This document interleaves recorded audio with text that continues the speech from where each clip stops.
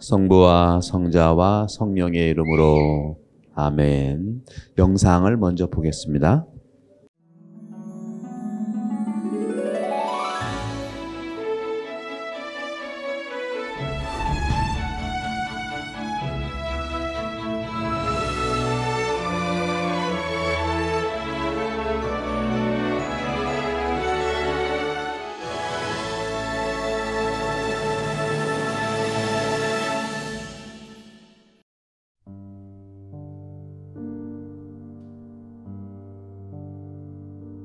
고생하며 무거운 짐을 진 너희는 모두 나에게 오너라. 내가 너희에게 안식을 주겠다. 미사가 끝난 뒤 남겨둔 거룩한 빵의 형상 안에 계시는 그리스도의 현존은 그 형상이 남아있는 동안 계속됩니다. 그래서 우리는 미사 안에서만이 아니라 미사 밖에서도 성체 앞에서 기도드림으로써 은총을 받을 수 있습니다. 미사 밖에서 성체 앞에 기도드리는 것으로는 성체 조배, 성체 강복, 성체 거동, 성체 현시, 성체 대회 등이 있습니다. 초세기 신자들은 영성체를 위하여 엄격한 규정들을 지켜야만 했습니다. 이러한 분위기 속에서 성체에 대한 공경이 자연스레 생겨났습니다. 13세기부터 성체 조배를 통한 성체 공경 신심이 교회 안에 빠르게 퍼져나갔습니다. 이중 성체 조배는 그 축성된 빵과 포도주의 형상 안에 예수님께서 실제로 현존하심을 믿으며 깊은 침묵 중에 그분과 마주 앉아 그분의 말씀에 귀 기울이는 것을 말합니다. 사실 성체 안에 현존하시는 우리의 길이요 진리요 생명이신 예수 그리스도께서는 감실 안에 계시며 우리를 부르고 또 기다리고 계십니다. 우리를 비추고 가르치며 우리 마음을 뜨겁게 해주시고 힘을 주시고 위로해 주시며 격려해 주시기 위해서입니다. 성체 조배는 내 영혼과 전 존재가 성체 안에 살아계신 예수님을 1대1로 가장 친밀하게 만나는 때입니다. 성체 조배를 통해 우리는 예수님을 가만히 볼 수 있고 그런 우리를 사랑의 눈으로 바라봐 주시는 예수님의 눈길을 직접 확인할 수 있습니다. 나의 가장 깊고도 내밀한 고민들을 낱낱이 그분과 나눌 수 있습니다. 성체 조배는 내가 그리스도 안에 살며 그리스도께서 내 안에 살게 하는 비결입니다. 그래서 성체 조배는 나의 모든 시간과 일, 나의 모든 생각과 관계를 예수님 안에서 바로잡게 하는 통로이며 힘입니다. 그러면 성체 조배를 어떤 방법으로 할 수 있을까요? 미사 전에 성체 조배를 하면 개인적으로 미사를 준비하는 기도가 될 수 있고 미사 후에 하면 예수님과 더욱 깊고 지속적인 일치를 갖게 됩니다. 성체 조배는 어떤 정해진 규정대로 꼭 해야만 하는 것은 아니지만 다음 방법을 참조할 수 있습니다. 첫째, 성체 조배를 위해 성당 또는 경당으로 갈 때는 성체 안에 현존하시는 주님을 만나러 간다는 사실을 의식하면서 마음을 모읍니다. 둘째, 성당이나 경당에 들어갈 때 성수를 찍고 성호를 그으면서 다음과 같은 기도문을 바칩니다. 주님, 이 성수로 저의 죄를 씻어주시고 마귀를 몰아내시며 악의 유혹을 물리쳐 주소서. 셋째, 자리에 앉기 전에 주님께서 성체 안에 참으로 현존하여 계심을 받아들이면서 성체가 모셔진 곳을 향하여 무릎절을 하거나 깊은 절을 합니다. 넷째, 기도를 잘 하기 위해 몸과 마음을 가다듬습니다. 서두르지 않고 깊은 호흡을 하면서 머리부터 발끝까지의 긴장을 풉니다. 다섯째, 주님의 현존을 의식합니다. 주님께 기도를 하거나 주님이 앞에 있다고 상상하거나 각자 자기에게 맞는 방법으로 주님의 현존을 의식합니다. 여섯째, 주님과 대화합니다. 주님께 하고 싶은 말씀을 먼저 드리고 침묵 안에서 주님께서 해주시는 말씀을 조용히 기다립니다. 혹은 성경을 읽으면서 마음을 움직이는 말씀이 있으면 그 말씀에 머무르면서 응답을 드리는 기도를 바쳐도 좋습니다. 일곱 번째, 되새김입니다. 성체 조배 중에 있었던 내용을 되새겨봅니다. 새로운 깨달음이 있었으면 그에 대해 감사드리고 어떤 실천을 결심했으면 그에 필요한 은총도 청합니다. 마지막으로 마침입니다. 성체 안에 계신 주님께 공손히 인사드리고 조배를 마칩니다. 일상으로 돌아왔을 때는 성체조배 때 만났던 주님을 기억하며 주님과 함께 살고자 노력합니다. 예수님과 함께 시간을 보내며 예수님을 사랑하고 예수님의 사랑을 받았던 제자처럼 예수님의 품에 바싹 기대어 그분의 끝없는 사랑을 느끼는 것은 분명 기쁘고 즐거운 일입니다.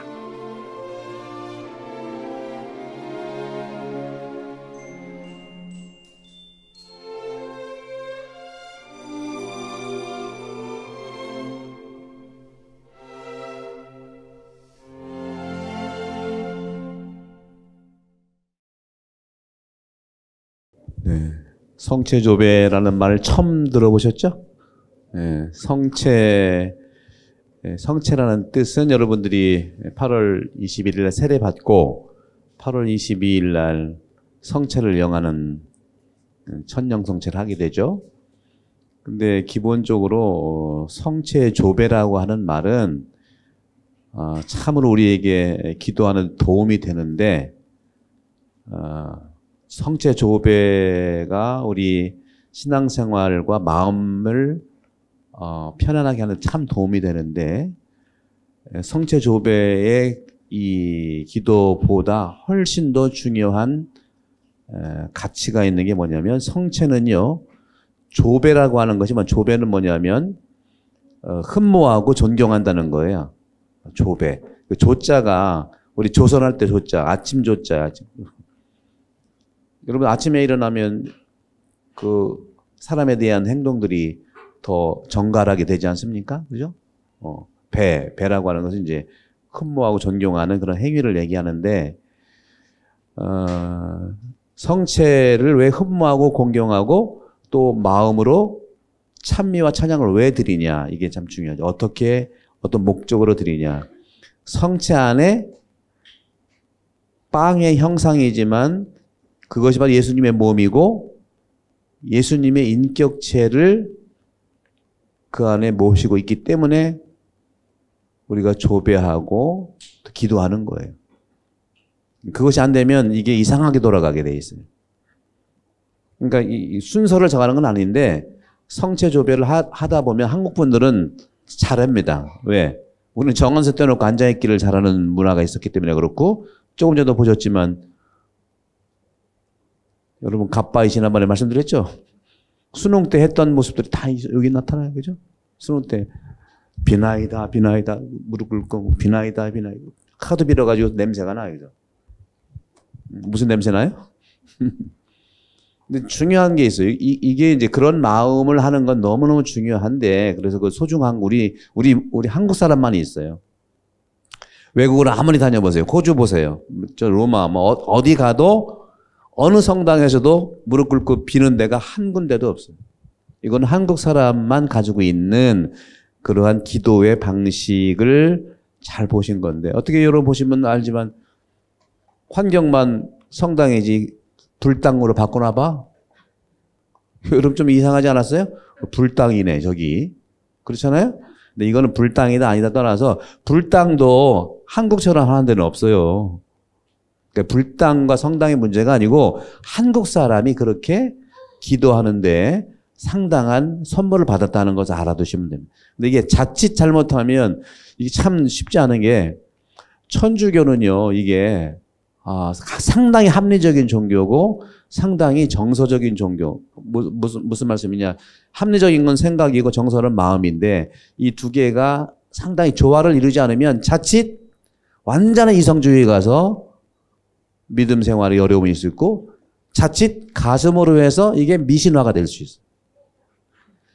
그런데 천주교가 어쨌거나 장기적인 얘기를 하는 건 아니지만 구약부터 해서 2000년, 3000년을 이렇게 일궈온 것은 합리성과 이 정서적 감정과 몸이 잘 밸런스를 유지하는 그러한 삶을 살았기 때문이고 항상 그것을 바로잡아주는 교회의 가르침이 있었다는 거예요. 그 교회의 가르침이 뭡니까?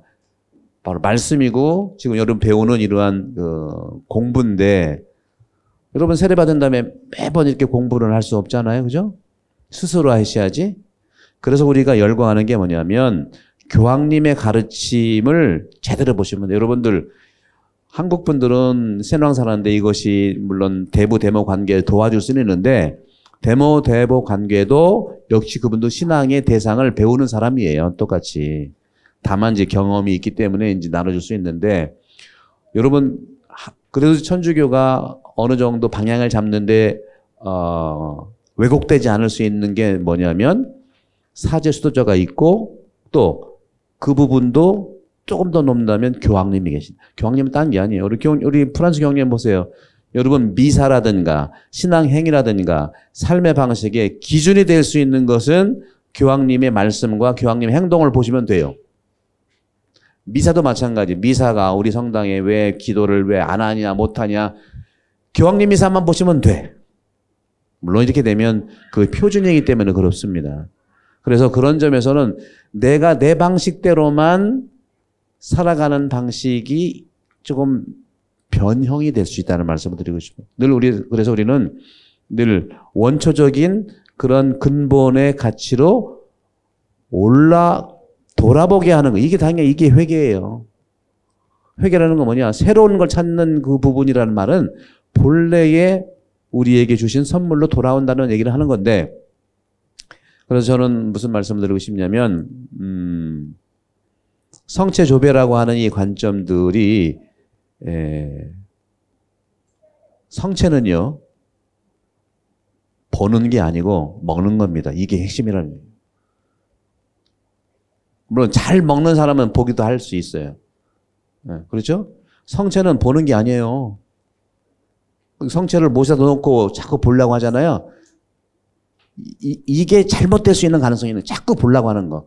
성체는 보는 게 아니고 먹어서 내가 성체처럼 사는 것이 핵심이에요. 근데 먹는 건 습관대로 먹고 물론 우리 사는 데 힘든 게 있죠.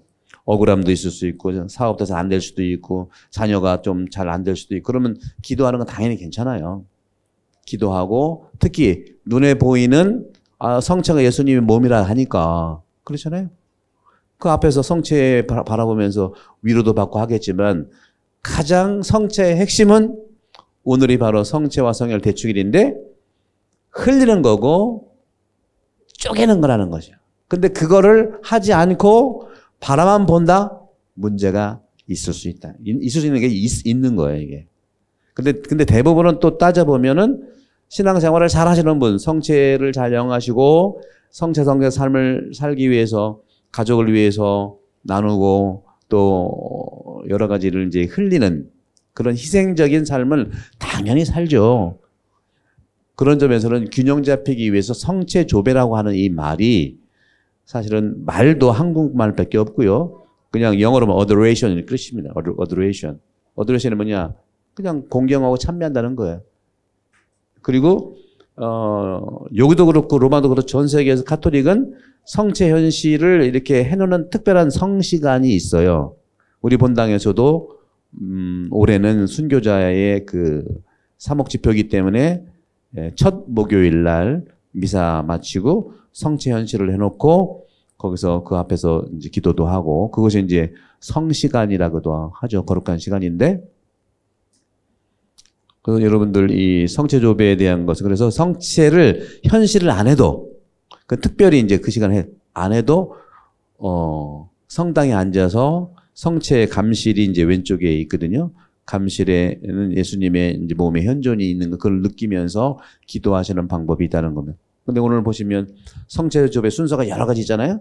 네, 그걸 한 번 보고는 안 되니까 한번 보시면서 또 다음에 이제 기회가 있을 겁니다. 성체조배에 대한 것들을 더 자세히 말씀을 드리도록 할 텐데 이 성체조배야말로 한국 사람이 정말 그 안에서 주님 현존 안에서 느끼는 찬미와 감사 그리고 흠모와 공경을 할 수가 있고 또 나의 청원도 드릴 수가 있는데 핵심은 여러분들 여러분 책을 읽을 때 특히 책이 너무 감동적이라 그 저자 만나고 싶을 때가 있죠. 네. 그런데 정말 그 일이 성사됐어. 저자를 만났어. 그러면 저자 만나서 여러분 어떻게 하고 싶어요? 내가 너무 좋아하는 책인데 그 저자를 만났어. 어떻게 하고 싶어요? 사인 받고 또 뭐 하고 싶어요? 사진 찍고 또 뭐 하고 싶어요? 밥 먹고 또 뭐 하고 싶어요? 책에 대한 내용을 물어보고 싶잖아요. 그리고 이 책은 너무 좋은데 내가 이해 못한 것도 물어보고 뭐 이러잖아요. 나에 대한 걸 물어볼 거 아닙니까? 똑같이 성체조배 방법이 똑같은 거예요. 성체조배는 뭐냐? 예수님이 성경책도 썼고요. 그렇죠? 예수님이 우리를 구원해 예수님이 메시아신데 그분하고 대화를 해야지 책 보고 있어. 이것도 또 우리가 생각해 볼 문제예요. 그러니까 성체조배라는 것을 우리가 잘 익숙한다면 똑같습니다. 여러분 사랑하는 사람이 있는데 그 사랑하는 사람 만났으면 막 얘기하고 밥 먹고 하고 싶은데 그 사랑하는 사람에 대한 책만 보고 있으면 되겠어요? 그런 격이 많아요. 성체 앞에서 책 보고 뭐 또 그동안 못했던 거 또 읽고 뭐 이래. 안 하는 것보단 나아. 괜찮아요. 그건 내가 뭐라고 하는 건 아니에요. 근데 핵심은 사랑하는 나를 구원하신 성체 그 주님 앞에서 그분하고 대화해야 될 거 아닙니까? 대화. 가만히 있어도 좋잖아. 그죠? 그런 것들을 우리가 체계적으로 훈련을 받으면 훨씬 더 여러분들의 인생에 있어서도 그렇고 여러분이 가지고 있는 여러 가지 영적 성장에 정말 깊은 그런 시간이 된다는 건 확실합니다. 다만 이제 그런 부분들을 아직은 한국 교회에서 체계적으로 이렇게 하기에는 너무너무 사제들이 바쁘고 너무 일이 많아. 그래서 저는 초대교회가 왜 부제를 뽑았냐? 너무 일이 바쁘니까 부제를 뽑고 모든 일들은 부제한테 맡기고 사도들은 정말 기도하고 복음을 전하는 일에 전념했다는 말이 특히 지금은 훨씬 더 필요해요. 근데 지금 본당 사제들 보면 그 일보다는 본당 운영 어떻게 뭐 집 짓는 거 뭐 어떻게 해야 되고 뭐 어떻게 해야 돼요. 그러니까 수준이 그냥 고모냥 고꼴이 되는 거예요. 누구 탓하는 게 아니라 그런 점에서 여러분들이 이제 그 신자가 돼서 성당에 이제 교우가 되잖아요. 여러분들이 잘할 수 있는 것들을 잘 서로 도와서 뽑힌 분들이 참 지혜로 여러분 집안 살림 다 잘하잖아요. 그죠?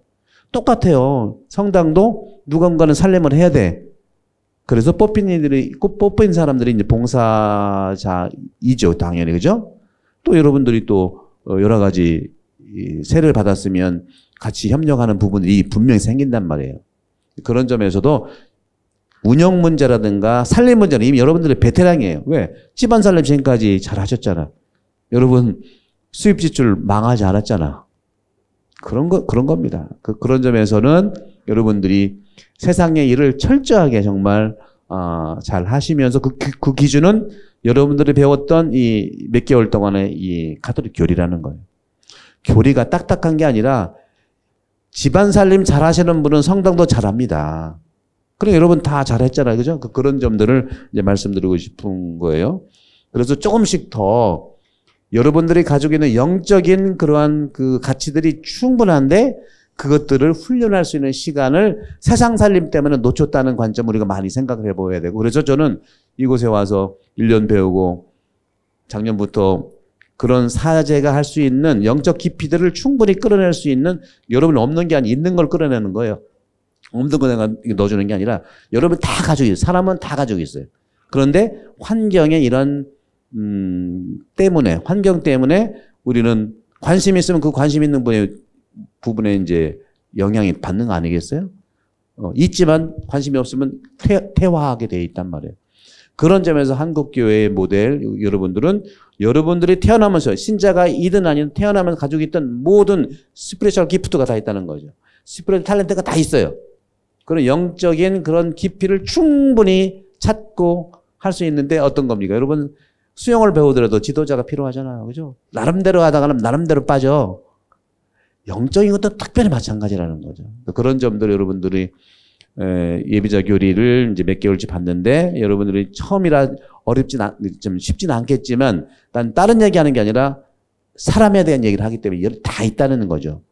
그래서 그런 점들 여러분들이 관심을 갖고 이제 해 나가시면 분명히 여러분들 영적인 선물들을 캐내고 또 캐낼 수 있다는 말씀을 드립니다. 우선 이 책 231쪽을 보시면 지난 시간에 이어서 말씀을 드리면 자유의지에 대한 말씀을 드렸고 오늘 양심과 덕 이런 부분을 좀 말씀을 드리겠는데 231쪽의 중간에 보시면요. 인간 행위의 도덕성에서 우리가 양심과 덕, 또 향주덕이라든가 또 죄라든가 또 그러면서 오늘은 또 그리스도 공동체 윤리에 대한 것도 이제 더 말씀을 드리겠는데 여러분들이 인생을 살면서 행동을 하는데 행동하는 데 있어서의 도덕성이 있잖아요. 그죠? 양심이라는 게 있잖아요. 이건 해야 될까 안 해야 될까 하는 그런 것들이 있는데 그런 도덕성에서 패션, 열정을 얘기합니다. 열정. 지난번에 말씀 열정은요. 좋은 것도 아니고 나쁜 것도 아니에요. 그런데 잘 쓰면 좋은 것이 되면 잘못 쓰면 그것이 정말 나쁘게 돼요. 그걸 얘기하는 건데 그 열정은 보세요. 감정이나 감성을 가리키며 사람은 감정들을 통해서 선을 예감하고 악을 예측할 수 있어요. 여러분 분위기라는 게 있잖아요. 어릴 때 딱 그러면 분위기 좋은데? 막 이렇게 나오잖아요. 벌써 느낌이라는 게 있는 거예요. 인간에게 주요한 열정은 사랑과 증오, 욕망과 두려움, 기쁨과 슬픔, 분노 이런 것들이 있죠. 또 한편 감각적 충동의 열정은 아까도 말씀드린 대로 도덕적으로 선도 아니고 악도 아닙니다. 다만 열정이 이성과 의지로 일어날 때 그 안에서 선이나 악이 존재하게 되는 거예요.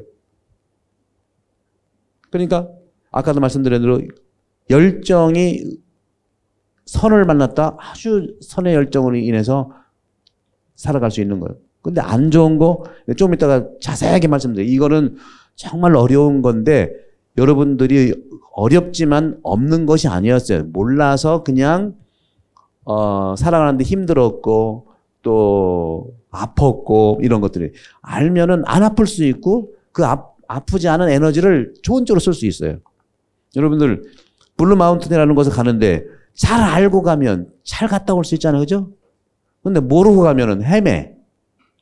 그런 거랑 비슷한 겁니다.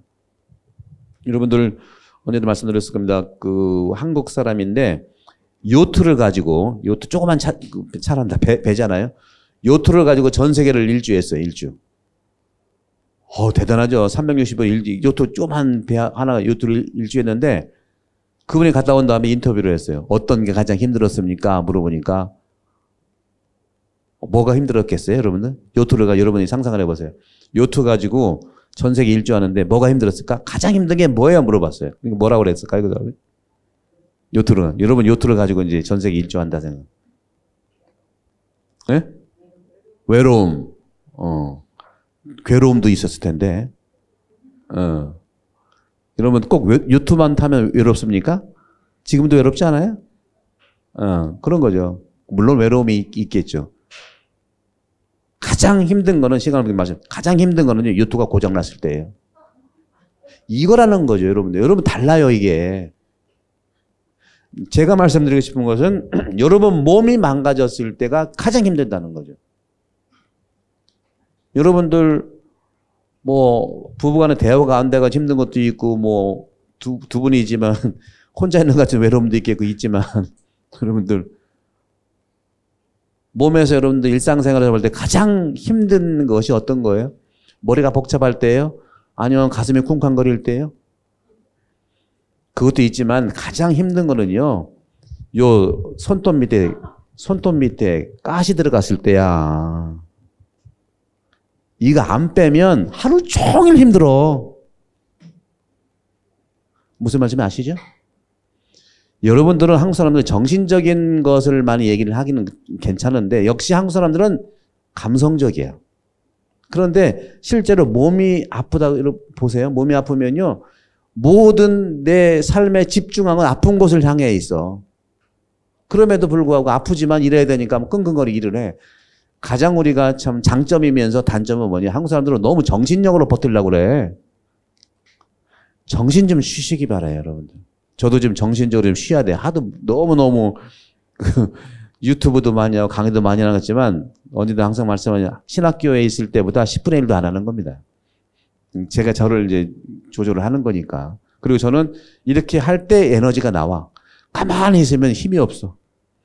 또 다 고지고대로 들으실라. 그러기도 해요. 자, 보십시다. 그래서 열정이 이성과 의지로 일어날 때 그 이성과 의지가 좋은 의지, 좋은 이성으로 만나야 된다는 걸 얘기합니다. 그냥 그것을 안 만나고 열정만 있다고 하면 잘못될 가능성이 굉장히 많아요, 열정이. 그래서 열정은요, 상당히 영성생활에서 부정적으로 보셔야 돼요. 어우, 저분은 열정이 대단히 많아. 우리는 그렇게 표현하죠. 열정은 나쁜 길로 갈 가능성이 대단히 많은 게 열정입니다, 여러분. 그걸 조심하셔야 돼요. 그래서 잘 관리만 하면 이 열정은 굉장한 또 우리 영적 가치와 보물들을 드러내게 돼요. 이거는 2000년의 그리스도교의 삶의 경험에서 나온 거예요. 그래서 감성과 감정들은 덕행에서 받아들여질 수 있고 또 악습 때문에 타락할 수도 있다는 거예요. 그래서 자유롭게 선택하고 결정하기 위해서 식별을 위해서 깊게 생각을 해야 된다. 생각 없이 가슴으로 하는 것은 영혼이 없는 것이다. 그 다음 바로 밑에 생각을 하고 마음으로 내려와서 결정해야 하고 가슴에서 느끼는 것들은 감각적인 것들입니다. 여러분 행동이 있죠. 행동은 어떻게 나오게 되어 있습니까? 충동적으로 나오질 않아요. 충동적으로 나온다는 것은 생각도 충동적이라는 거고 마음도 충동적이라는 거예요. 행동은 충동적일 수가 없을 부분이 많아요. 가장 먼저 생각은 정보의 수집하는 것, 정보를 수집하는 것이고 마음은 뭐냐? 수집된 정보를 가지고 결정하는 것이. 그리고 행동으로 가게 되어 있습니다. 이것이 좀 느린 사람이 있고 빠른 사람이 있지 이 메커니즘을 꼭 거쳐서 나가게 되어 있어요. 요즘엔 뇌과학자들이 많이 연구를 해서 하는데 전 뇌과학자들 얘기하는 거 보니까 정말 나는 이해가 안 가. 뭐라고 하는 것 같은데 잘 모르겠어요. 내 뇌가 뇌해지는 것 같아. 요즘에 또 인공지능 나오면 정말 뇌가 정말 뇌할 것 같아. 인공지능 나오면. 근데 그분들 얘기 들어보면요. 우리까지는 괜찮아. 30대까지는 괜찮아. 여러분 30대 미만 여기 계신가? 30대 미만 우리 꼬마 기도해 줘야 돼. 지금 10대, 20대도 괜찮아요. 그분들은요. 우리는 그래도 사람하고 살잖아? 그분들은 기계하고 살아야 된대요. 인공지능하고 살아야 된대. 그 시기가 빨리 올 수도 있다네. 코로나도 인해서. 나는 문제가 없으니까 괜찮다. 하지만 우리 자녀들 10대 특히 태어나는 아이들 100년 살 생각을 해보세요. 지금 여러분들 이민 올 때는 완전히 한국하고 이별하고 왔죠? 미국으로 어디 간다 완전히 이별하고 한국 갈 생각은 전혀 못하고 완전히 이별로 눈물 펑펑 울면서 왔어요. 근데 지금 이민 오고 여기 와서는 어때요? 몸은 저기 있지만 마음은 다 한국에 있잖아. 어떻게? 휴대폰으로 보이스톡으로 그러죠. 그 다음에는 뭐 무슨 톡? 페이스톡으로 바로 옆에 오히려 한국에 있을 때는 항상 못 보는 사람이 여기 있을 때 맨날 봐. 그렇죠. 떨어졌다는 이유로 맨날 봐. 근데 한국은 같이 살면서 맨날 안 봐. 같은 집에도 전혀 안 봐. 이미 우리는 이런 기계에 익숙해 살고 있다는 걸. 또 그 말하면 또 한참 걸리니까 이렇게 보시고 그래서 거기 보시면은 231쪽 밑에 두 번째 열정, 감각, 이성 등 여러분의 능력이 있어요. 이것을 총망라해서 움직이는 게 마음입니다. 그 마음은 여러분의 느끼는 것을 총망라해서 하나의 사건과 한 사람에 대한 관계에서 결정하는 거라는 거죠. 그래서 마음은 선택의 장소. 그래서 여러분 마음 먹게 달렸다는 것은 아무것도 안 하고 그냥 맘만 간다는 게 아니에요. 마음 안에는 수많은 정보, 생각으로 왔던 것들이 분석이 되고 결정을 할 수 있는 것이 마음이라는 거예요. 정보가 없는 마음의 결정, 충동적인 거죠. 그런 점에서 결정을 하기 위해서 마음이 진심으로 움직여야 하는데 그것이 바로 자유라고 하는 겁니다. 자유는요, 내 맘대로 한다는 게 자유가 아니에요. 충분하게 그런 정보와 그 생각에서 오는 것들을 마음에서 충분히 분석하고 생각에서 분석해서 마음이 결정할 수 있도록 제공해 줘야 되는 거예요. 그것이 자유이고 그 마음 안에서 이루어지는 결정의 장소라는 거죠. 생각은 결정할 수 있도록 많은 정보를 분석해서 제공해 주는 겁니다. 감각적 충동의 열정은 그렇기 때문에 윤리적 영역이 아니기 때문에, 그러니까 마음에서 행동으로 가기 전까지는 윤리 영역은 아니에요. 윤리 영역은 아니에요. 행동으로 갔을 때 윤리 영역인데, 그래서 여러분 죄를 안 지으려면 생각으로만 끝나면 돼. 마음까지 안 내려오면 돼요. 근데 마음에서도 결정만 안 하면 돼. 이게 아주 그 디테일한 인간의 그런 그 메커니즘이라고 하는 거죠.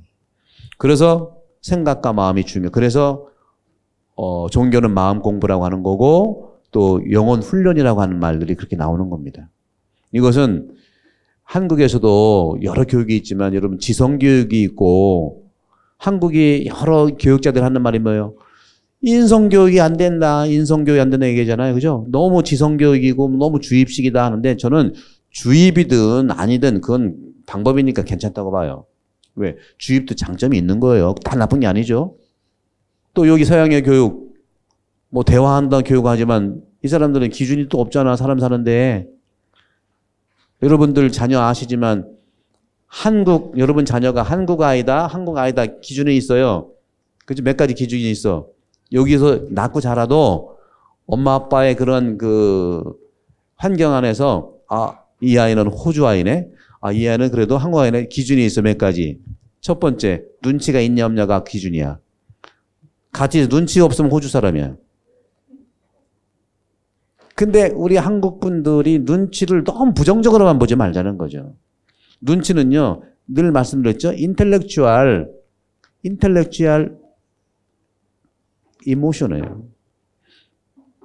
지성적 감정이라는 거죠. 눈치는 대단한 거예요. 한국 사람들이 눈치가 왜 생긴 줄 아세요? 우리 역사 속에 생겼고 페닌슐라, 이 반도에서 생긴 거예요. 이거는 굉장히 유전적이면서도 지정학적인 측면이에요. 눈치가 있냐 없냐가 호주 사람이냐? 항상 여러분들 호주 사람을 키우려면은 학교만 보내고 잘 하시면 되고, 그래서 호주에서 교육받은 사람들은 순수해. 그 뭐예요? 눈치 없다는 얘기지. 누구를 위한 순수인데? 그죠? 저는 좋고 나쁜 걸 얘기하는 게 아니에요. 두 번째로 한국 사람이냐 아니냐는 정이 있냐 없냐. 정은 뭐예요? 미운정 고운정이야. 미운정 고운정이야. 다음에 세 번째, 한국 사람이 아니냐는 참 이거 별로 안 좋아하는 건데 할 수 없어요. 한국 사람이 아니냐는 한이 있냐 없냐. 한이 뭔지 아시죠? 이거 고통이 뭔지 모르지만 아파 그냥. 여러분 책임이 아니에요. 한국 사람의 이 지정학적인 관점에서 내려온 부분들이 있어요. 나머지는 뭐 또 다른 게 있지만 중요한 이 세 가지의 긍정적인 걸 보자는 거죠. 눈치는 관상기도를 할 수 있는 한국 사람의 유전적 가치라. 관상이 뭡니까? 하느님을 만나는 건데, 이 관상기도 나왔으니까 관상은요, 보는 기도거든요. 예측하는 기도예요. 하느님을 볼 수 있는 건데, 관상은 뭐냐? 내가 A와 B 관계에서 경험이 있는데 부정적 경험이 있었어요. 그죠? 근데 똑같은 일들이 또 나타날 수 있어요. 그죠? 그러잖아요. 똑같은 일이 나타날 때 그 부정적인 경험을 바라보고 그 부정적인 교훈을 받아가지고 새롭게 다른 사람 관계에서 그 일이 일어날 때 지혜롭게 해결하는 게 관상기도예요.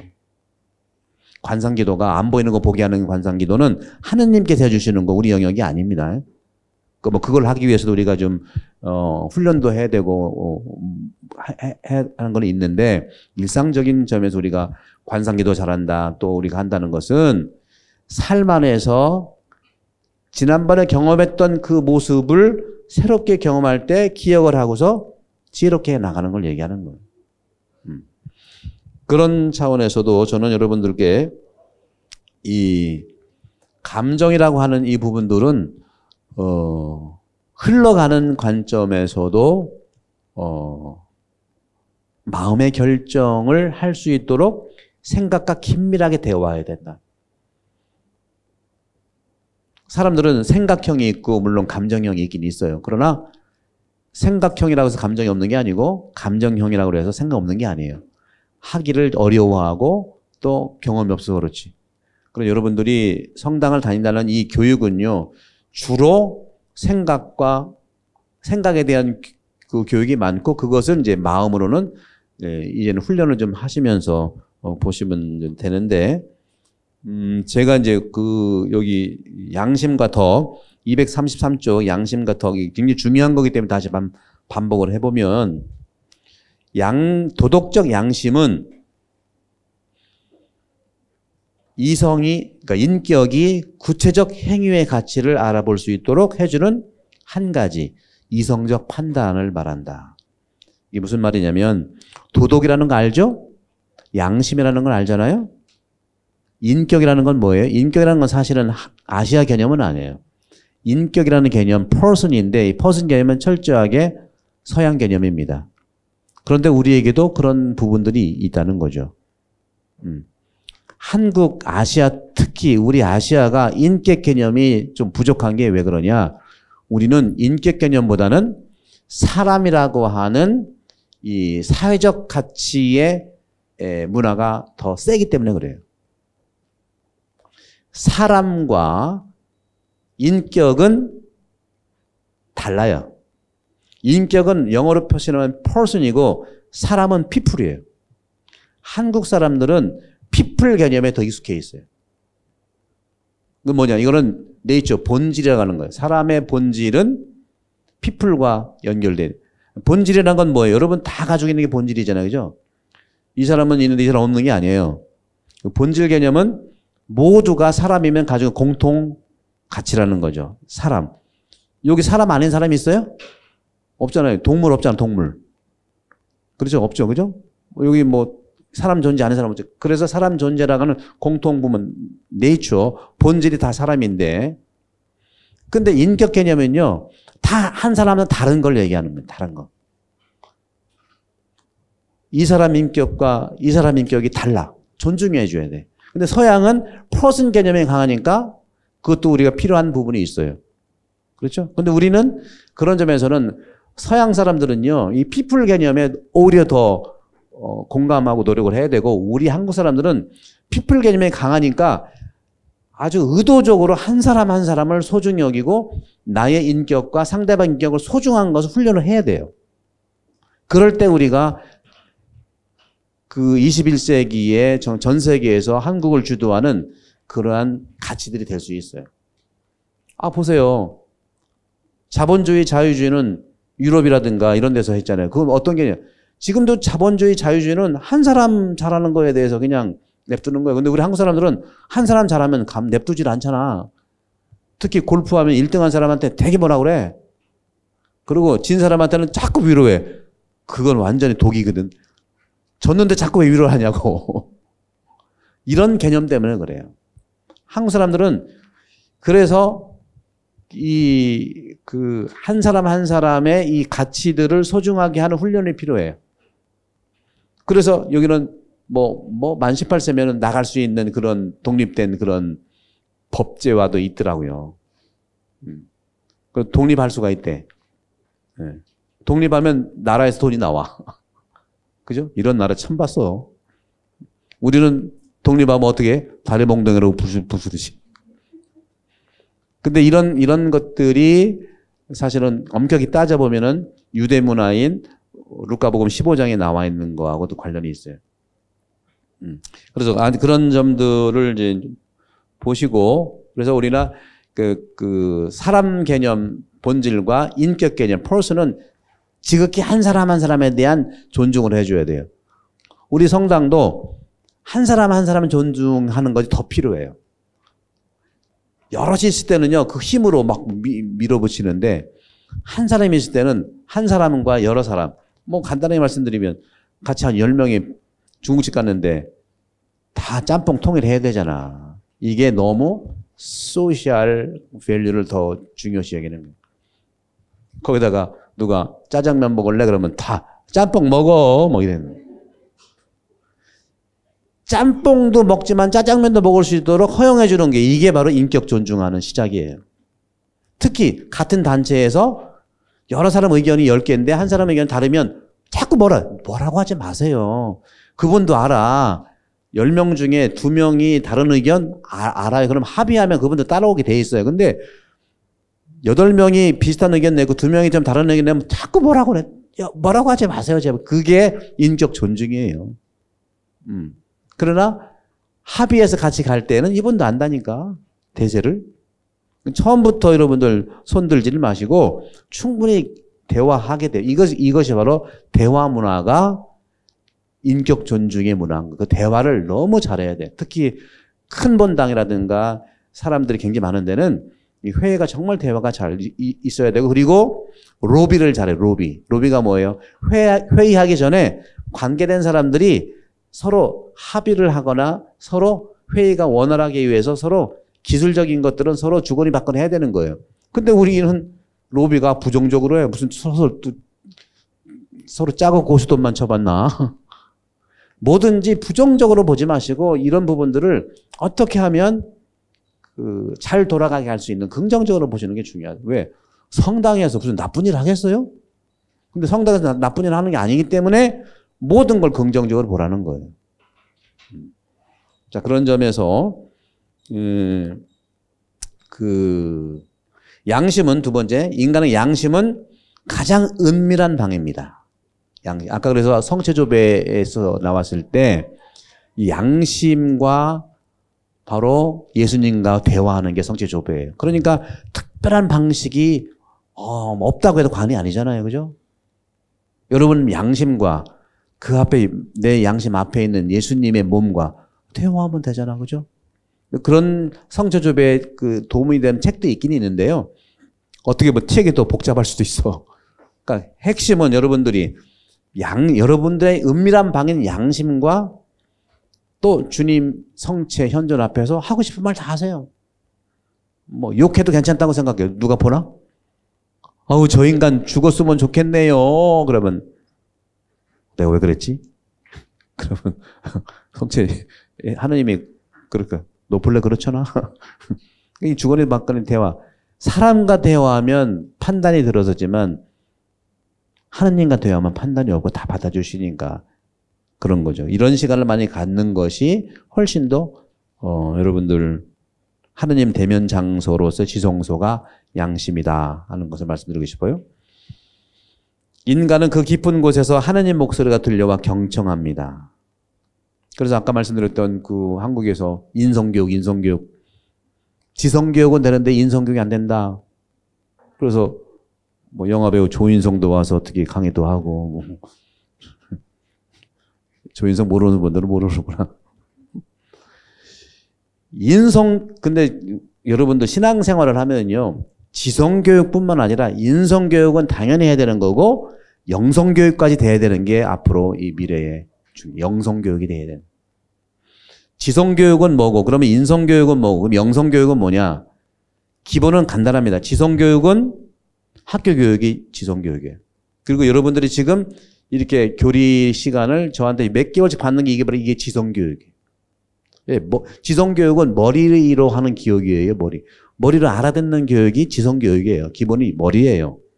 그럼 인성교육과 영성교육은 뭐냐? 인성교육은 마음으로 알아듣는 교육이에요. 마음으로. 그럼 마음으로 알아들으려면 뭐가 핵심이 되겠어요? 지성교육은 합리적인 거, 이성적인 거, 그리고 논리적인 것을 통해서 가는 훈련이고요. 인성교육은 뭐냐? 인성교육은 마음으로 하는 거니까 마음은 뭐라고 그랬죠? 결정하는 것이기 때문에 초이스 교육, 자유교육이에요. 자유교육. 아까 말씀 자유라고 하는 것들은 뭐라고 그랬어요? 내 마음대로 한다는 게 자유가 아니고 그건 방종이고 진정한 자유와 양심이라고 했을 때 자유는 내 마음 안에서 진심으로 초이스할 수 있는 그런 선택권을 얘기하는 거예요. 그게 바로 자유라고 하는 거예요. 자유는 마음으로부터 오는 공간입니다. 지성은 뇌로부터 오는 공간을 얘기해요. 뇌가. 그러면 영성교육은 뭐냐? 영성교육은 영혼교육이라고 하는데 영혼. 근데 이게 약간 헷갈릴 수 있어요. 그러면 생각이라고 할 수 있는데 생각은 뇌인데 뇌라고 하는 것이 정말 이게 아직도 풀리지 않는 수수께끼예요. 수수께끼. 어떤 분이 사고가 나가지고 이 날카로운 이 물질이 그 뇌를 이렇게 찔렀대요. 사고가 나가지고 여기에서 찔렀대. 그 널른 빼가지고 수술을 막 해가지고 이제 거의 완치가 됐대네. 완치가 됐는데 그 사람이 그전과 다른 행동을 하기 시작한 거예요. 그전에는 성실하고 또 열심하고 이랬는데 뭐 술도 안 먹고 그러는데 매일 술 먹고 뭐 거칠고 뭐 생각도 안 하고 뭐 그냥 이렇게 사는 거예요. 알아봤더니 이 앞에 뇌를 다쳤으니까 이 전두엽이라는 건 전두엽. 이 전두엽은 생각을 지배하는 뇌거든요. 전두엽. 그러니까 뇌 연구를 시작하면서 뇌에 여러 가지가 있어요. 전두엽도 있고 여기 뇌관도 있고 뇌는 뇌량도 있고 그 연구를 많이 하는데 제가 말씀드리고 싶은 것은 이 뇌라고 하는 것이 지성만 있는 게 아니라는 말씀 드리고 싶은 거예요. 바로 영성교육은 영혼에서 일어나는 그러한 감각훈련이다. 영혼. 영혼이라는 게 뭐냐? 아까 말씀드렸어요. 지성교육은 생각, 그러니까 뇌에서 합리적인 이성적인 것들을 배우는 거라고 했고 인성교육은 뭐라고 그랬어요? 마음에서 뭘 통해서 배우는 거라고 그랬어요? 핵심 중에 자유예요. 자유. 자유는 뭐예요? 마음에서 양심이 움직이는 지성교육을 통해서 온 모든 정보들이 마음에서 선택을 하는 내가 정말 쭉 정보가 쭉 왔는데 그걸 통해서 보니까 마음이 가는 게 있어. 양심이 가는 게 있어. 그게 바로 인성교육이에요, 여러분들. 지시하고 뭐하고 그러면 똑같이 또 그렇게 되게 돼 있어요. 부모로부터 지시교육을 받았다. 또 지시하게 되고. 그래서 여러분들이 우리 여러 자녀들이 여기에서 교육받으면 호주 사람이 되는 이유가 그런 거예요. 지성교육이 핵심이거든요. 근데 마음교육은 어디서 받을 수가 없어. 마음이라고 하는 것은 정말 기도하고 마음을 바라봐야 되고 엄청나게 시간이 필요한 거거든요. 안아주고. 마음교육의 핵심은 아시아의 종교들이에요. 뭐 유교라든가 도교라든가 그죠? 맹자, 순자 이런 거예요. 마음을 움직이는 교육이 전부 다 아시아에서 왔고 그리고 예수님은 마음교육이에요. 예수님을 만나면 마음교육. 예수님은 총체적 전인적 교육을 하셨어요. 지성교육도 있고 마음교육도 있고 영성교육도 있고 토탈 교육을 했는데 근데 중요한 것은 그 마음교육은 내 안에 있는 양심의 자유, 양심의 선택이 자유인데 그렇게 해요. 영성교육은 뭐냐? 영혼에서 이룬 영혼이 어디냐 하면은 이렇게 언저리로 얘기할 수 있겠지. 이렇게 언저리로. 그럼 마음은 아니고 몸도 아니면 영혼이 어딘지 알겠죠. 그죠? 영혼교육은 그래서 이렇게 영혼교육은 이제 영성이라고 했을 때 스피릿인데 제가 이제 성서적인 관점에 본다면은 영혼의 입구는 코 같아. 하느님이 아담의 코에다가 숨을 불어넣었잖아. 후 하고. 호흡을 잘해야 영혼교육이 되는 거예요. 호흡. 기도도 호흡 기도가 있어요. 그건 나중에 말씀드릴게요. 다른 게 아니라 여러분 호흡을 들숨날숨하면서 호흡을 깊이 해보세요. 영혼도 맑아지고 여기 환경이 좋잖아. 호주가 얼마나 환경이 좋아요. 베이도 있고 산도 있고 바다도 있고 너무 좋아. 그렇게 찾아가는 게 영혼교육이에요. 그리고 영혼교육 핵심은 뭐냐? 다시 말씀. 지성교육 핵심은 합리성, 이성이고 마음교육 핵심은 뭐라서 자유고 영혼교육의 핵심은 영혼이라는 곳에 움직이는 것은 뭐냐? 사랑이에요. 사랑을 하면 영혼교육은 되게 돼 있어요. 키워드가 그런 거예요. 지성교육은 뭐라고 그랬죠? 이성. 마음교육은 뭐라고 그랬죠? 자유. 영혼교육은 뭐라고 그랬죠? 사랑이에요. 사랑을 품고 대하시면 영혼교육이 돼요. 스피리추얼이거든 이게. 그러면 사랑하면 새로운 것도 드러나게 돼 있고 그런 부분. 근데 이렇게 어디서도 이런 얘기를 들어본 적이 없을 겁니다. 저도 처음 얘기하니까. 왜냐면 저는 다년간 학생들을 이렇게 만나서 해보니까 그렇더라고요. 그래서 그런 것들을 제가 이제 책을 쓰고 이제 강의가 될 때 하지만 더 중요한 것은 실제로 그런 훈련들을 하는 훈련소가 필요해요. 그것들이 없으니까 딴 데에서, 딴 종교에서, 옛날에 그 신흥영성이라든가 요즘 같으면 이상한 거에서 제가 말씀은 안 드릴게요. 한국에 그런 게 굉장히 많아요. 예. 전통적인 그런 오래된 그 경험에서 온 그런 종교가 아니라 이렇게 들어온 교회, 신흥 종교가 있어요. 거기에서 또 심리학, 또 뇌과학, 심리학, 뇌호흡 다 짬뽕해가지고 훈련하니까 되거든, 진짜. 되거든요. 전통이 없어 그런 방법만 해도 된단 말이에요. 그러니까 그게 거기 영향을 많이 받은 게 있거든요. 근데 정작 2000년, 3000년 된 가톨릭이라든가 이런 데는 있긴 있지만 그게 뭐예요? 현대화하지를 못했어요. 우리 집안에 금송아지 많아 봤더니 창고에만 쌓여 있어. 털어가지고 새롭게 신상품을 내야 되는데 그런 능력이 없어요. 그런 거예요, 이게. 근데 그런 가치들은 저는 분명히 한국에서 일어날 거라고 봅니다. 그런 점들을 보면서 여기 이제 이게 굉장히 중요하기 때문에 말씀을 드리는 거예요. 그래서 거기 보시면 중간쯤 마음과 양심이 성전이고 주님은 항상 여러분 마음 안에 계시기 때문에 내 마음 안에 계신 주님과 대화하는 방법과 주님의 뜻을 찾는 방법이 성전에서 기도하는 것입니다. 그 다음에 양심은 성경 이상의 하느님께서 여러분에게 말씀하시는 거룩한 공간이에요. 하느님이 여러분들한테 계시, 하느님의 뜻을 주신 두 가지가 있는데 첫 번째는 성경이에요. 하느님이 당신의 뜻과 당신의 계시를 드린 게 성경이고 또 한 군데에는 하느님이 우리에게 주신 하느님의 뜻과 계시는 바로 뭐 여러분의 양심이라는 거죠. 양심과 성경은 거의 같은 거룩한 공간입니다. 그러니까 양심 훈련을 좀 하셔야 되는 거죠. 양심 훈련의 교재가 될 수 있는 건 성경 훈련에 성경은 또 굉장히 많으니까 그리고 옛날 수천 년 전에 쓰여진 거라 오늘날 책처럼 정리가 되진 않은 부분이 있기 때문에 그래서 공부를 해야 되는 건데 이제 여러분들 힘들잖아요. 그죠?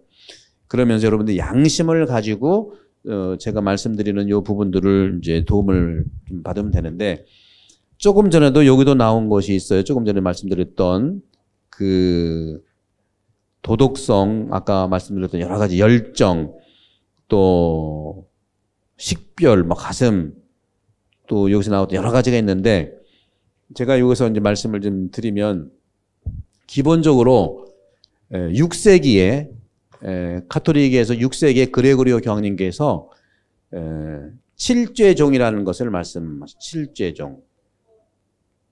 7가지 대죄를 얘기한 7죄종 얘기했고 16세기에 판토아라는 예수의 신부가 중국에 가서 선교할 때 그리스도교의 수행으로서 7극이라고 하는 것을 얘기해요. 7극.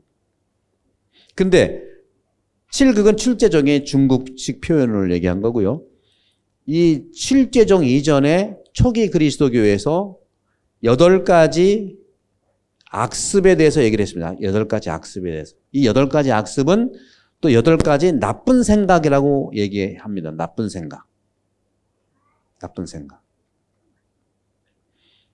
그러면 7죄종은 어떤 거냐? 첫 번째로 가장 대죄라고 하는 7죄종 중에 하나는 교만이에요. 교만.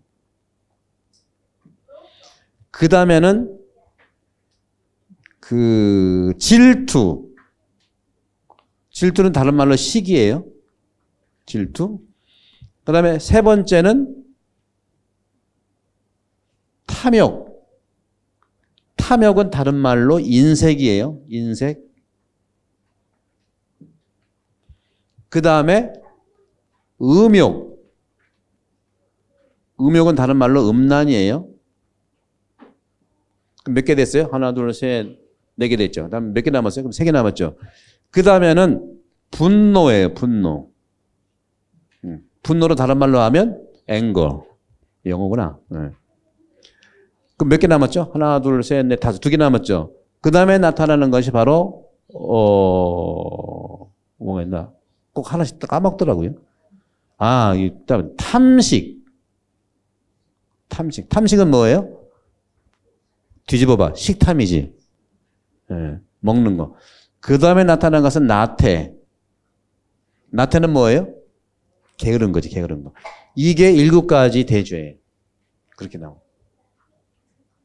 근데 이것을 판토아라고 하는 예수의 신부는요, 중국 사람한테 이제 그리스도교를 얘기를 하면서, 칠극이라고 하는 칠극은 뭐냐면은 여기서 극기복례에서 나온 거 극기복례. 제가 한자는 제가 못 써서 이렇게 쓸게요. 예. 못 쓰는 건 아닌데 시간이 없어가지고. 극기복례는 뭡니까?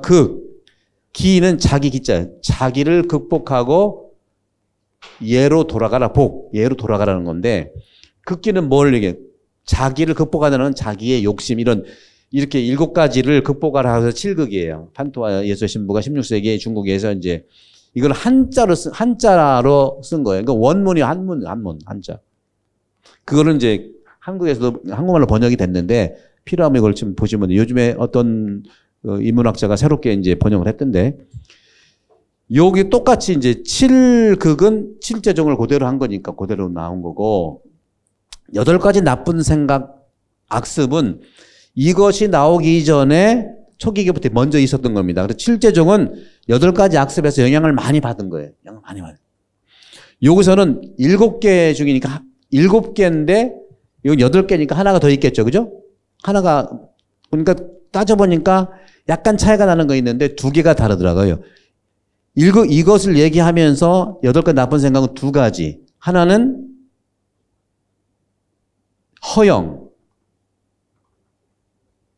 허영이라는 것이 나쁜 생각에서 악습이 나오는 거고 또 한 가지는 낙담. 이 2가지가 8가지 나쁜 생각이 나오는 건데 이 한 가지 한 가지를 보면 굉장히 많지만 시간이 없기 때문에 여러분들 이 중에서 여러분들 어떤 거 해당되는가를 보시면 돼요. 저 같은 경우는 여러 가지가 있지만은 가장 7제 정도 이 중에서 가장 우리가 해결해야 할 큰 죄의 뿌리는 뭐냐? 교만입니다. 그래서 7제 정도 가장 교만을 먼저 쓰고요. 8가지 악습에서 가장 또 큰 것도 마찬가지예요. 쭉 쓰다가 7제 정도 가장 마지막에 교만을 넣어놨어요. 그런데 이 교만을 극복하고 예로 돌아가기 위해서 어떤 덕목으로 돌아가야 되느냐? 덕목을 얘기하는 거예요. 교만의 덕목은 뭡니까? 겸손이에요. 여러분 겸손을 살아가시면 돼요. 그러면 교만은 전혀 우리가 침범할 수가 없어요. 질투의 덕목은 뭘까요? 시기, 질투. 이건 아주 우리 주변에 많이 볼 수 있죠. 시기, 질투에 대한 덕목은 바로 인자한 거, 인자한 거잖아요. 인자로운 거. 또 다른 말로 사랑하는 거예요. 사랑하고 인자한 모습을 담는 게 중요하고 탐욕이라고 하는 인색인데 그죠? 탐욕은 인색인데 탐욕에 반대되는 덕목은 관용. 또 인색에 반대되는 것은 나눠야 되는 거예요. 너무 인색하면 안 돼. 나눠야 되는 거죠. 그 다음에 음욕과 음란은 뭡니까? 이것은 정결이죠. 정결. 근데 이 음욕과 음란은 뭐와 또 연결되느냐 하면 탐식하고 연결돼요. 일단 말씀드릴게요. 그럼 분노의 상대적인 덕목은 뭐겠어요? 분노는 어떤 걸까요? 분노? 여러분 분노 났을 때 그걸 해결하려면 어떻게 돼? 정신이 없죠. 그죠? 분노에 해당되는 덕목은 바로 뭐냐면은 절제입니다. 절제. 아니, 절제가 아니지. 인내가 분노의 그 덕목이에요. 탐식의 덕목은 뭘까요? 좀 아까 말씀드렸던 절제. 절제가 탐식의 덕목이에요. 나태, 게으름의 덕목은 뭘까요? 여러분들. 어떤 근면에. 한국 사람들은 이 나태를 몰라, 나태를. 근면. 요렇게 되어 있는 거죠. 이렇게 돼 있어서 여러분들 이제 요 측면들을 보시고 또 시간이 많이 지났기 때문에 요거를 또 자세하게는 할 수 없지만 몇 가지 특히 낙담을 요즘에 허영이 있고 낙담이 있는데 이 초기 8가지 나쁜 생각에서는 상당히 심리적인 관점의 악습과 나쁨을 얘기합니다. 이것들이 다가오는 게 뭐냐? 우리 오감을 통해서 다가올 수 있어요. 눈, 코, 입, 손, 접촉 이런 것들을 통해서 오는 거예요. 이것들은 어디로 오냐? 다 오감에서 첫 번째 집합장소가 생각이라는 거죠. 금방 오는 게 생각에서 오고 그것이 마음에서 결정이 되고 그 다음에 행동으로 가게 돼 있으니까 이런 것들이 생각이 나면 딱 잘라버리는 훈련을 하는 것도 지혜고, 오히려 이 반대되는 이런 부분들을, 특히 이제 그 분노에 대한 얘기를 해보면, 분노는요, 여러분들, 이 분노를 해결할 수 있는 그런 훈련들이 초기 교육에 있었는데, 첫 번째, 기도하는 것이 분노. 호흡 기도를 하시면 좋죠. 호흡. 그래서 수도자들도 매일 기도해요. 매일 기도. 시편 기도를 해요. 저도 매일 기도해. 매일 기도 안 하면 저도 분노 왕창 나타날 수 있어요. 아, 분노 안 날 일이 있나? 엄청 많잖아요. 근데 내가 기도하지 않으면 분노 투성이라 내가 나한테 지쳐. 그래서 우리 기도하는 거거든요. 그래서 기도를 해야 된다. 분노가. 두 번째는 인내 훈련을 해야 돼. 인내 훈련. 인내 훈련에서 가장 중요한 건 뭐냐? 이 분노의 결정적인 요인은 뭐냐면은 성급함이에요. 여러분, 뭐든지 성급함을 내려놓으시면 분노 오지 않아. 성급함. 급하게 하려고 하는 거. 급하게 하려는 거 딱 하나만 외우고 하지 마시는 게 좋아. 어떤 거? 생명과 관계되는 건 급하게 해야 돼. 그 외에는 천천히 하는 게 분노도 그렇고 릴렉스 되고 내 마음도 몸도 이렇게 되게 돼 있는 겁니다. 그 다음에 그 허영에 대해서 얘기를 하면, 허영은요, 저는 이 얘기를 정말 하고 싶은 게 뭐냐면, 허영이라는 것이 뭐 성형수술, 뭐 선풍기 아줌마 되라는 것, 대부분 그런 분들 없잖아요. 그죠? 여러분들이 허영은 뭘 것 같아요? 말을 또 이상하게 한다. 그래, 썩용, 뭐 이런 게 허영이겠냐? 그건 특이한 거지. 허영은 아니에요. 제가 말씀드리고 싶은 허영 두 가지를 말씀드리고 싶은데, 첫 번째 허영. 이런 말들을 많이 해. 시어머님, 솔직히 얘기해서요. 솔직히 얘기하지 마. 이게 허영이라니까? 근데 그걸 몰라. 우리는 정말 말을 너무 함부로 하는 경향이 많아요. 솔직히 겁이 나. 솔직히는 다 부정적으로 할 때 솔직이라는 말을 씁니다. 그러니까 솔직이라는 말을 쓰면 긍정적으로 얘기하시라는 거예요. 이게 허영 중에 하나고, 또 한 가지는 과도하게 그 자기에 대한 그런 부분들이 있어요. 과도하게 이제 나타나는데, 여기서도 제가 이제 그런 관점들을 이제 보시면 뭐냐면, 그렇지. 정정당당한 건 좋아요. 자신감 있는 건 좋은데, 지나치게 당돌해. 이게 허영입니다, 여러분들. 근데 이런 얘기를 여러분 들어보지 못했죠? 우리 교들도 마찬가지고, 우리 특히 인성교육, 영성교육에서 전혀 이런 것들이 되지 않는다는 거죠. 왜? 그동안 먹고 사느라고. 이제는 여러분들, 제가 처음 얘기하지만, 그래도 진도는 여러분들, 2년 전에 이미 20개의 이 교재 강의가 올라가 있거든요. 해당되는 여러분 보세요, 여러분. 제가 여러분 믿어드릴게. 민현독의 발등도 찍히면 아파야지, 어떻게. 그죠? 그러니까 저는 여러분들께 정말 있는 그대로 신앙생활도 신앙생활인데 인간생활이라는 게 뭐냐 하는 것들을 저한테도 해당돼요. 저도 그래서 이런 것들을 공부하고 배우면서 솔직히 하면 나쁜 얘기 안 하려고 그래요, 정말. 아이고, 하지 말아야지. 되게 솔직히 얘기한다고 긍정적으로 얘기하는 사람 한 명도 못 봤어, 제가. 신부님, 제가 솔직히 말해서요. 겁나. 그리고 당돌한 것도 지나치게 당돌한 것은 허영입니다. 이것들이 초기 교회 때부터 얼마나 그렇게, 그리고 굉장히 많은 집에서, 많은 공동체에서는 별의별 사람들이 있기 때문에 세례는 받았지만 이러한 경험과 경험이 없어서 바뀌지 않은 부분이 많이 있습니다. 그래서 여러분들은 뭐 지금 당장 바꾸라는 게 아니에요. 그리고 지성교육, 인성교육, 영성교육이 트라이앵글로 잘 돌아가야 되는데 그것이 바로 종교교육이라는 차원에서 있었고, 또 여러분 자녀들에 대해서는 이런 부분들에서 도움이 되면 좋겠고, 그리고 이거는 여러분들이 읽어보시고, 특히 이제, 어떤 걸 좀 드리고 싶냐면 저도 이제 경험이 있기 때문에 탐식은 먹는 거잖아요? 저도 엄청 먹는 거 좋아했어요. 왜냐면 식탐이라기보다도 이제 로마에서 공부하다 보니까 한국 음식 못 먹으니까 얼마나 그리워. 돌아와가지고 제 이 작은 키에 놀라지 마세요. 65kg까지 나갔어.